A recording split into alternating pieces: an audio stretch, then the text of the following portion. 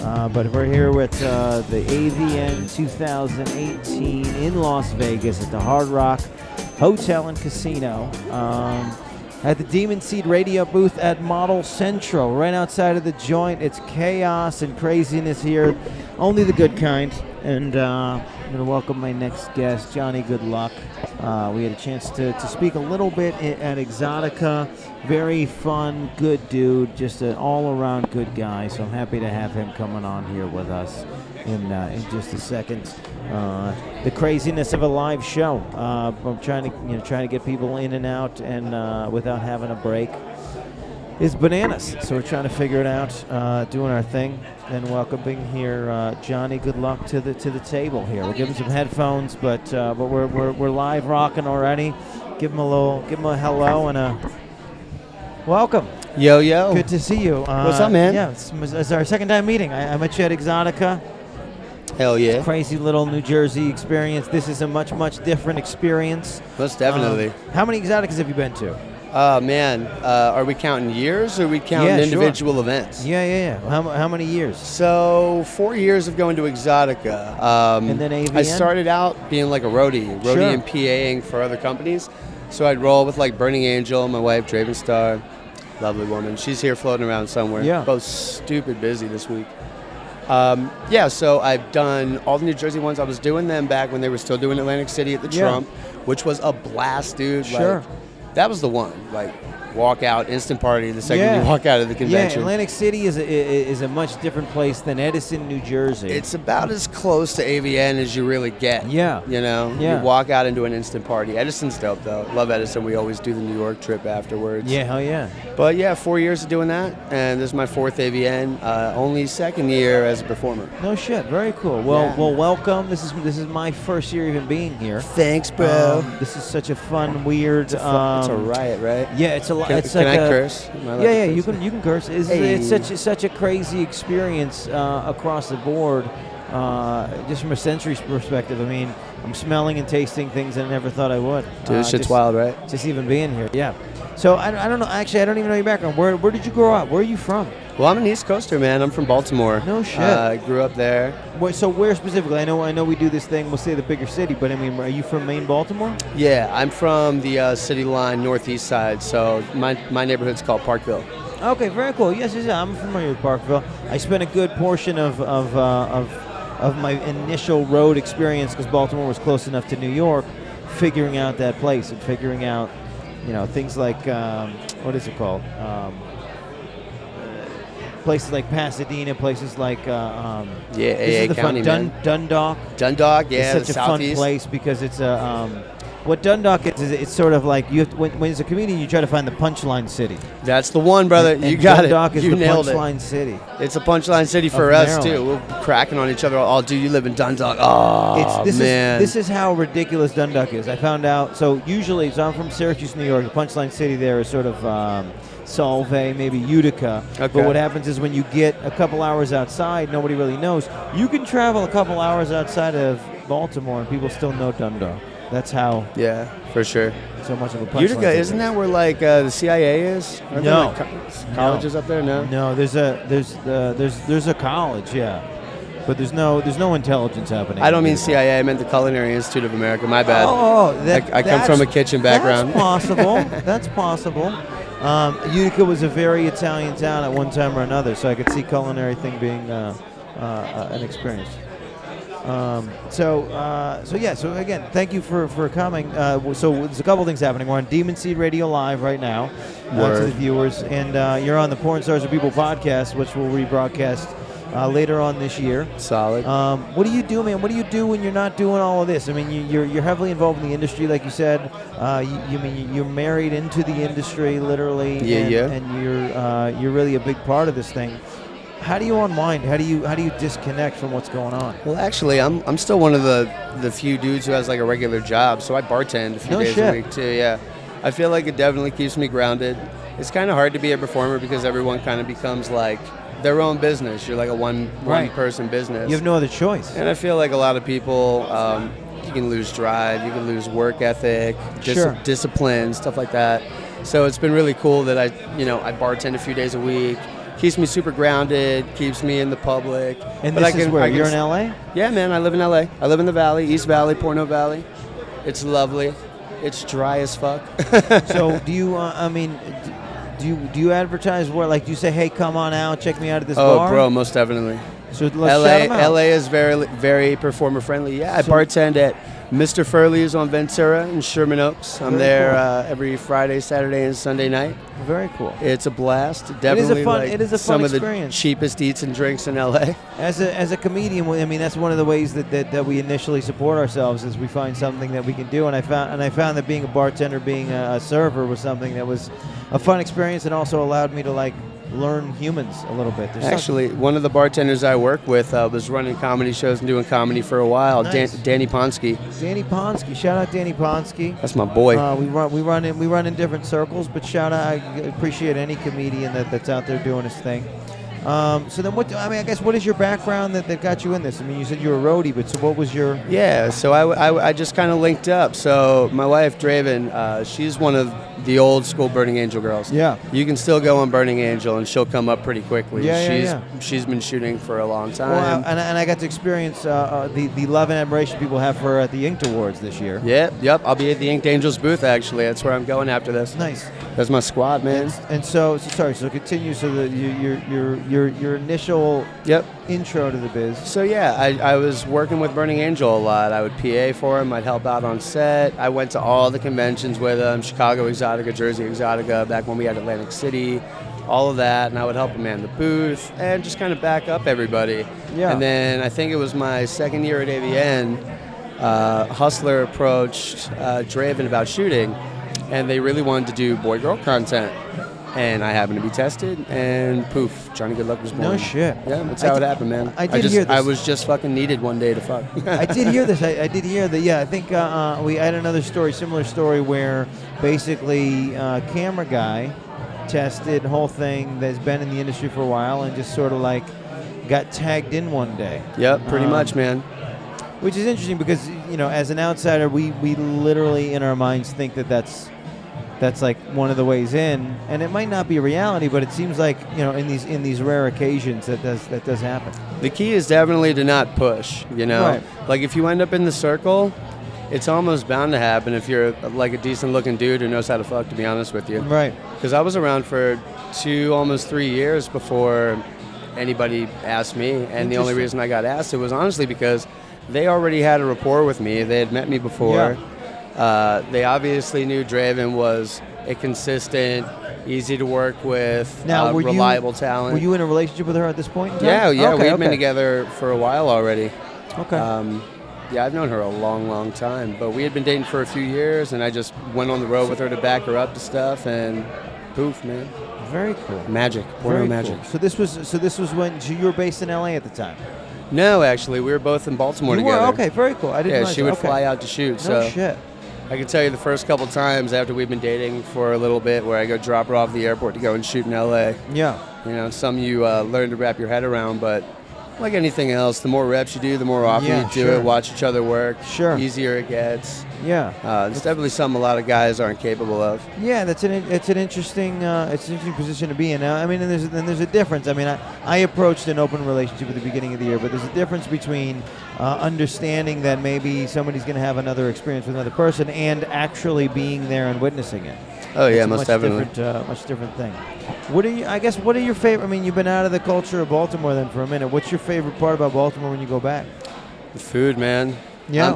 I grew up commercial crabbing, so I did I did it the old school Baltimore way, man. I mean, I'd be on the water. I was like 6, 7 years old. Wow. Helping my dad. We had commercial crabbing license, so helped my dad run trout lines and bait and just scoop up crabs out of the water, man. Yeah. No, as soon as I go home, do it without fail. Within like 3 hours, I'm drinking Natty Bo. I'm having a fucking crab cake. I'm having Bo. Shout out Natty Bo. Shout out Mr. Bo. I have 2 Natty Bo tattoos. So funny. That's my boy. Crazy. Yeah, there really is the mascot of Baltimore. It's kind of incredible. And you guys have fantastic sports. I had the wealth of a buddy of mine works for the company that does all the scoreboards and whatnot, so it's become a big part of his life and his culture to go to Orioles, Ravens, and all the games. Yeah, man. I wish we had a basketball or a hockey team. Yeah. Somebody needs to get that shit together. I have no idea why Baltimore doesn't have a basketball or a hockey team. Right. Yeah, I think. Well, they try to clump you, right? They try to clump you with DC. So Yeah. Everybody's a Caps fan. Everybody's a Wizards fan. And you're so close. I mean, you could run to Philly. You could do the thing. The culture of that area. That's part about being on the East Coast. Yeah, the culture of the area is great because it really is. There's so many fantastic cities within an earshot. I mean, Baltimore is so close to New York. It's so close to Philly. It's so close to DC. It's the most centralized East Coast city. I can go to Philly in 80 minutes, DC in 40, New York in 3.5. We decided on New Year's or not New Year's on 4th of July one year that we're just going to go check out the fireworks on the National Lawn. We got off the Chesapeake Bay, hopped in the car, got down there. It was fantastic. Yeah, I man. love that area. Shout out Baltimore. This is making me miss Baltimore. East Coast. Yeah. Well, so then what's great? What's great about LA then? LA's dope. LA's cool because it's a 24-hour city. There's plenty of shit to do. Really good bar culture, actually. There's so many bars. There's so many places to eat and drink that people have to really, really develop a better concept. Yeah. So there's like so many really fucking cool themed bars, themed restaurants, stuff that you're not going to get, especially on the East Coast. I mean, dude, Baltimore actually has more bars per square mile than anywhere else in America. Yeah. And that's mostly because there's like 3 neighborhoods where it's a bar next door to a bar, next door to a bar, all the way around the block. I think Hoboken, New Jersey claims something similar, actually. But they're all pubs, gastropubs, taverns, dive bars. None of them are like, deeply regimented or like deep in a theme or something really flashy.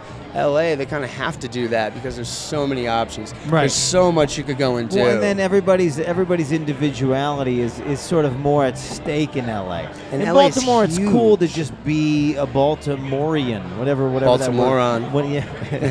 Whatever word that would be. And but to be in LA, everybody wants to be their own guy. And most so it's like they want the one, LA. and they want to like figure out that one bar, and that's my bar. So it's like everyone's got that bar, but LA it's such a big area. Sure. I mean, LA is insanely big. You can go on top of a mountain and you just have this huge panoramic view, and you're looking at like a tenth of the city. Right. And not only that, but did you know that LA has 88 individual cities within LA County? No, I didn't know that. Everything's its own city in LA. It's crazy. Burbank's its own city. West Hollywood's its own city. Hollywood's its own city. Heavily populated place. They're all their own cities. Oh, very cool. I didn't know. You're just a wealth of information. Let's drop some more knowledge bombs on us. What else? All right. So Baltimore is the largest independent city in America. Actually. What does that mean? So the border. So there's Baltimore County. Yep. Within Baltimore County is Baltimore City. Now that city line is a different everything, a different tax bracket, different jurisdiction for everybody. It is its own separate entity from Baltimore County, whereas everything in LA is its own city, and it's more like a cluster of cities, whereas Baltimore is standalone outside of the county. And you would think like Chicago would be bigger, but Chicago is part of the county. It's not considered an independent jurisdiction. Right. Baltimore City and New York. is New York is part of Kings and Queens County. Exactly. Right. Yeah, interesting. Yep. Interesting. Look at you. Knowledge. Look at you. I'm trying, bro. So very cool. So okay, here's the thing that I find in a crazy weekend like this, we all have to maintain sanity. What's your go-to? My go-to is proper sleep and eating.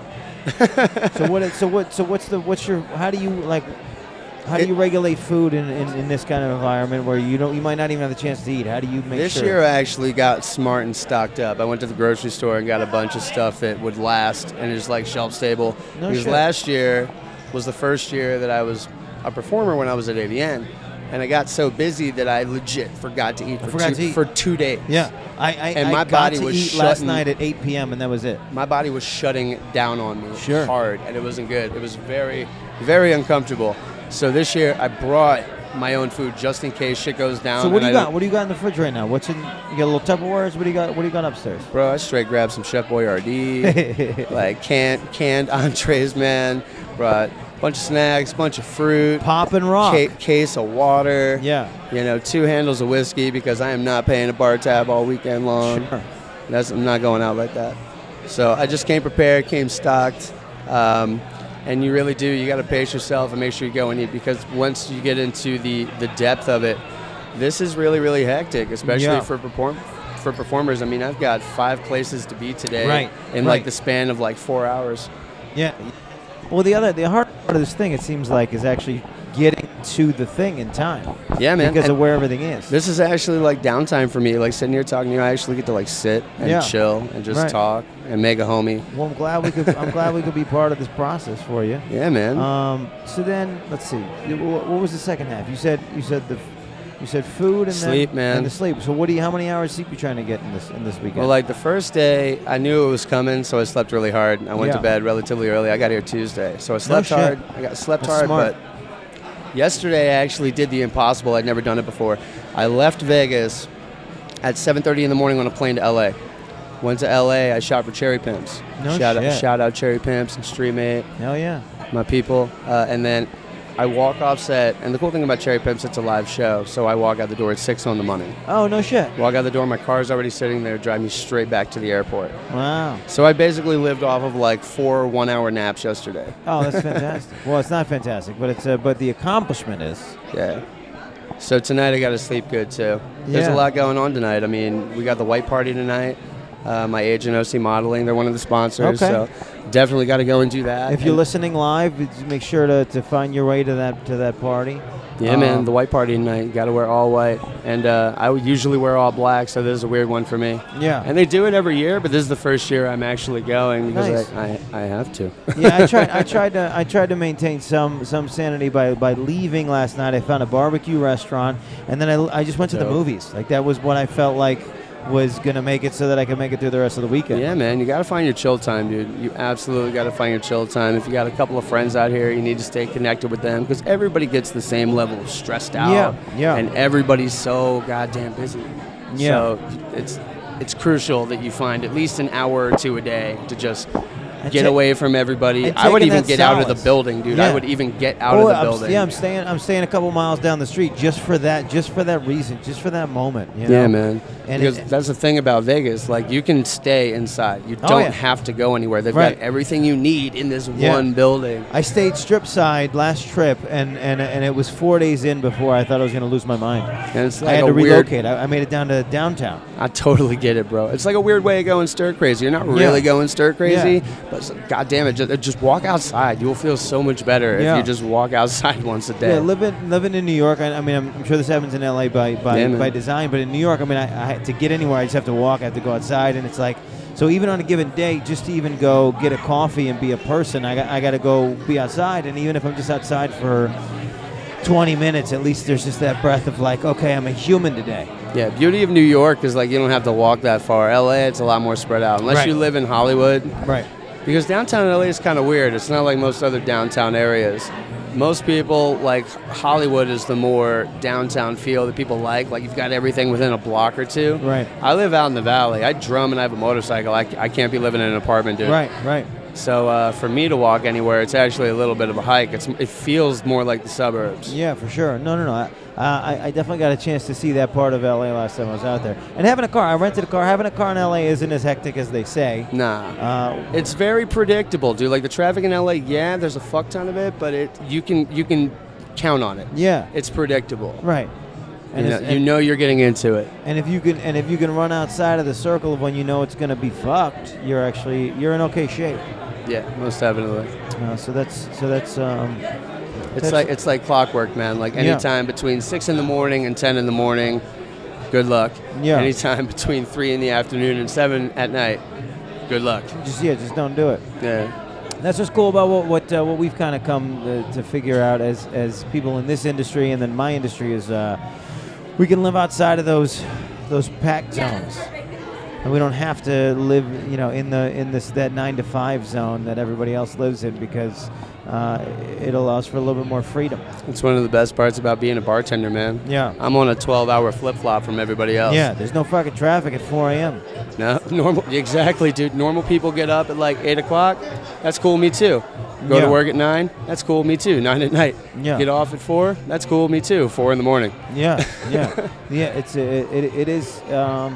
I don't know. When you first do it, it feels weird. It feels like you're doing the wrong thing, and then when you realize how beautiful it is, it becomes a thing. Then you realize you're normal. You're just on the back nine. Yeah, you just switch. That's funny. The back nine, I like that. Yeah, you just switch the you rotated the earth a little bit. Yeah, man. The It's toilet definitely spins hard. in the other direction. Definitely hard to wrap your head around at first, though. Yeah. It takes a while to get acclimated. It is just because in your head, it's like your friends are out doing the other thing, so there's no way to communicate with them. But then you realize they're in the grind and the 9 to 5s. You can't even talk to them then anyway. Yeah, I get everybody and their mother texting me right when I'm clocking in. Yeah, you're right. It's Friday night. It's like, dude, what are you doing tonight? Just walked into work. So come on down. Holler at me at 3 a.m., homie. Come get it. So that's cool. So yeah, so fucking yeah. This what a crazy weird world this porn convention thing is. It really is. It's interesting for me to see the interaction of people in the industry and how you guys interact with each other. Who gets the level of credibility and respect? Because as a viewer, you don't know who the people are, who in our minds the top guys are. Yeah, for sure. We don't have the metrics, at home really to know who's LeBron. We don't get to see every game, and we don't get to see the stats, so we don't really know who everybody respects. One thing for sure, man. Even just like if you follow somebody on Twitter, probably won't recognize them in person. Right. That's interesting too. Yeah. And for me as talent, it happens all the time because we all support each other. It's actually not that big of an industry as you think. Like we're all in the same room together 2, 3, 4 times a year. Yeah. All of us are. And you'll run into the same people over and over again. You might be following somebody, or you might be booked with somebody, or you might be in the same agency as somebody, and you follow each other because, that's the socially proper thing to do, but then you're face to face and you don't even know it. Right. It's crazy. It happens all the time, dude. Yeah, especially in such a glamorous sort of world where it is. It's not that the camera adds 10 pounds, but people look different. It adds a look. Yeah, people look different, and the angle, and that's the thing I never had to really worry about as a comedian. We don't have to worry about the angles. Like it's almost more in our favor to not look great. So it's like, I've never figured out I don't know where to hold the camera to be the prettiest Dan I can be. That becomes easier than you think. Yeah, well, I'm sure just fill the frame and I'm sure it's easy enough, but there's something to like. Here's the thing. This is the thing I always found interesting. When I first started writing things and I wanted to cast people, sometimes you call somebody in on their picture and then they get there and then they don't look anything like their picture. Yeah, for sure. And so I decided long ago that I would like to look better than my picture. I don't want to look worse. Check out my debit card, dude. So my bank has never changed my ID picture. Okay, since I was 18. And newsflash, I'm fucking 31. Holy shit. I'm going to show. Hold on. I'm going to do. Good luck trying to tell people that's me. Good luck trying to tell people that's me. That's crazy. It's hilarious. That's really funny. So who were? This that is was when me you when met I was Draven? 18. That was when. No. I met Draven when I was 16, but we didn't hang out or talk very much until we were like 24. Interesting. But that was when I was 18 and opened my bank account. And they just never changed the picture. I probably had 10 different debit cards and all in the same. And I've never had picture. a card with my photo on it. It's funny because the idea of it was to defeat the let me see your ID with your card. That's why they put the picture on it. Well, now it's like now they demand to see my ID because they don't believe it's me. Right. I can show you something even equally horrible, which is I was just fucking around. Sometimes I get in these zones with hair, facial hair, and things like that, where sometimes you're just like, let's do something stupid. And I had this sort of Satan beard, and what happened was it made it onto my passport. So let me see if I can't find this picture. So it was like this crazy long bottom half of the beard. Yes, there it is. Look at this. So I have to show that to people to try to get in and out of the country. Could have fooled me, bro. It's the worst idea. Could have fooled me, bro. It's terrible. Damn. Yeah, so that wasn't good. It wasn't. Well, you handsome. You look way better now than you did. Aww. This is why I come here. Is to get treated this way. We're going to throw a talent badge on you, and girls are going to throw down for it. I have been approached. I've been approached about whether or not I wanted to shoot content. Most of me wouldn't make it in, but I don't know. It is. It's that moment kind of like that you had, but it's like I don't know. All you gotta do is hang in there. I don't know. It's bound to happen. And it's as not long that I as want people or get don't familiar want with it, you. but I find it to complicate things when you try to mix those ends of the spectrum. So having this podcast be under a year old, I'm still in a position where I don't know how I feel about things, and there is an interesting thing because as a comedian we want sort of like tolerance and understanding and honesty across the board, and you guys are getting that through another thing, through sexuality. Yeah, we need to. You're advancing people's understanding of sex and relationships in a lot of ways. So that's what I respect about this industry. But yeah, but as an outsider, it's very fun to be an outsider. So I think I want to maintain. Well, if you keep showing up here, you're not going to be an outsider for long, dude. Maintain my autonomy. So where are they? So if they are following live, where are you the rest of the day, the rest of the hour? Where can they see you sign and whatnot? So I'm going to be at Inked Angel's booth. Okay. That is in the Artist Hall. As soon as you walk in, we have a very prime location, and it's going to be cool because actually I get to sign next to my wife, which I don't think I've ever done. I think we did awesome. that. I think we did that for like 20 minutes at Exotica, New Jersey. Yeah. Bless the Inked Angels people; they're the best. But I'll be there from 4 to 8. I've got some other people coming by to interview me while I'm chilling there. Very cool. I like that. Every time there's a little gap in the thing, it means I'm taking selfies. Right on. Yeah, and I'm wearing my Dick Dangle shirt. Yeah. Shout out to Dangling After Dark, Inked After Dark. Cool. All those good people. And then, and I apologize for even asking and then the homework on this, but between you and your wife, what's going on tomorrow night with the award show? Or is there? Yeah, no, I mean we're gonna do it like we always do it. We got to walk the carpet. Yep. We're gonna be probably catching some interviews while we're walking along the red carpet. Draven is nominated for Most Epic Ass, so she's up for one this year. Very cool. We tried to hold everything out for me for the current year. So cross your fingers, kids. That next year, this time, I'll be nominated for some cool stuff. This is the year you take over. This is the year of the Johnny. This is the content Johnny year. Last year was the year of the Ricky. This is the year of the Johnny. Yeah, I like that. I do like that partnership and the way. And I'm running out of couple relationships to use because I gave Annika and Mick, Jay-Z and Beyonce because that was the first interview. I just gave Savannah and Lexington, Kim and Kanye. So I'm trying to think of who you guys were Brad and Angelina when things were good. And the support structure of being able to lift each other up and really advance both of your careers. There's something really sweet about that. We've had people compare us before, actually. And you ever watch Parks and Rec? I've seen it, of course. They compare us to was that guy's character, April and Andy. Okay. They give us the April and Andy. I like you guys. I like you guys as Jim and Pam too for some reason. I don't know why. Now that we're into the sitcom realm, or you could be Ross and Rachel. It doesn't matter. The point is, Ross was a bitch.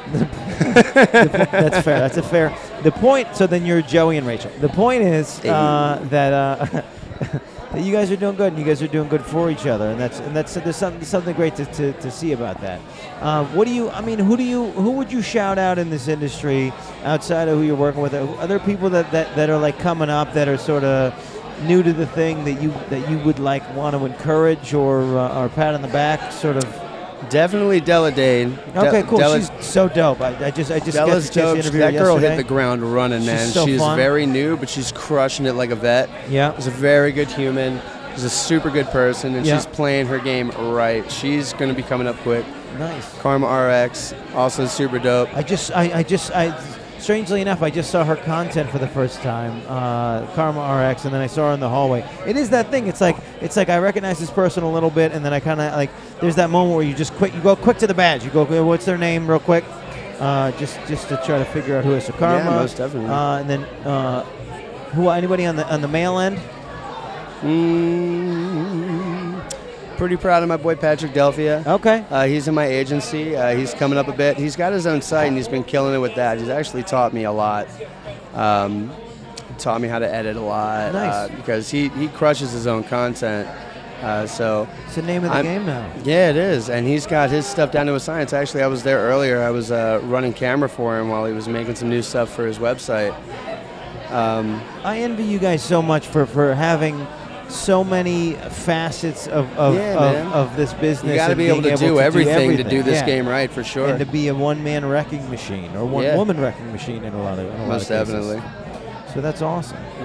So those are the people. Check those people out. Let's see. How do we follow you? How do we do Instagram and Twitter and Snapchat for you?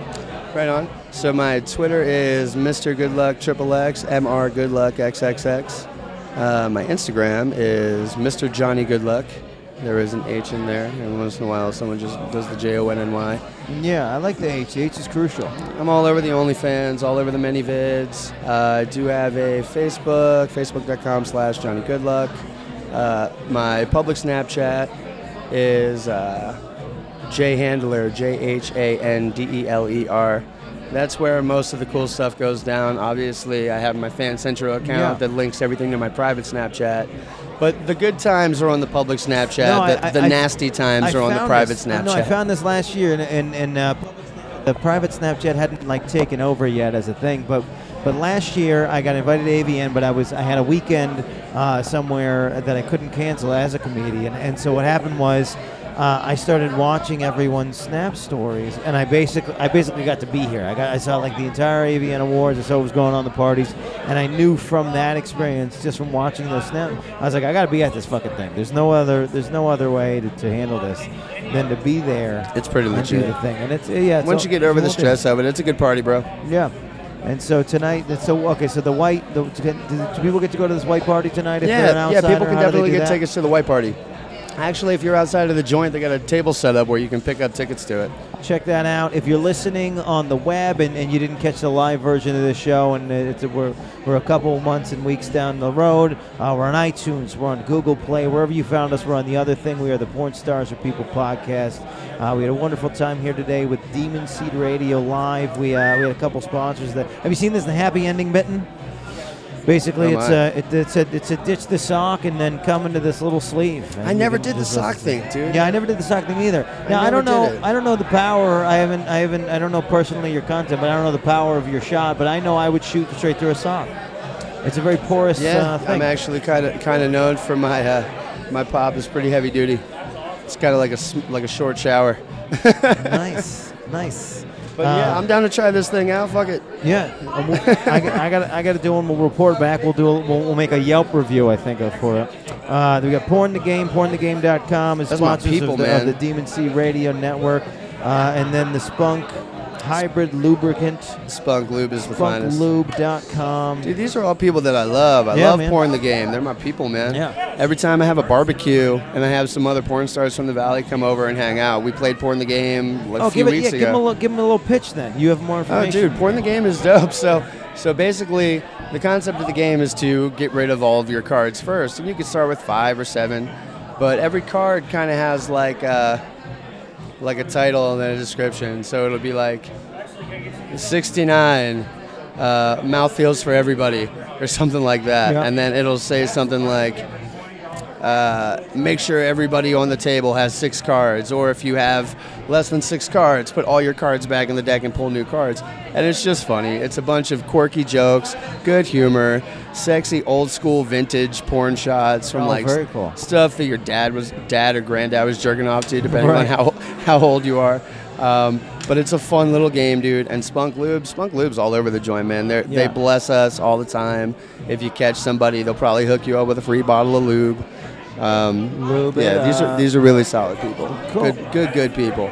Well, listen, I appreciate you being on the podcast. I appreciate your time and all the things you're doing with the commitments and whatnot. And you as well, my friend.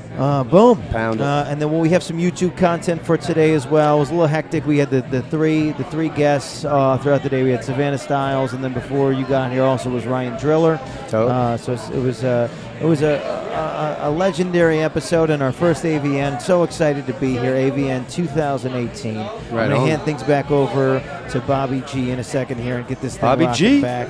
What's up, Bobby? Demon Seed Radio Network. What's up, handsome? It's the Porn Stars Are People podcast. Thank you guys so much for listening. We're gonna try to give you good content throughout the year, and moving forward, we got a lot of good fun stuff from AVN. Thank you for listening, guys. Yeah.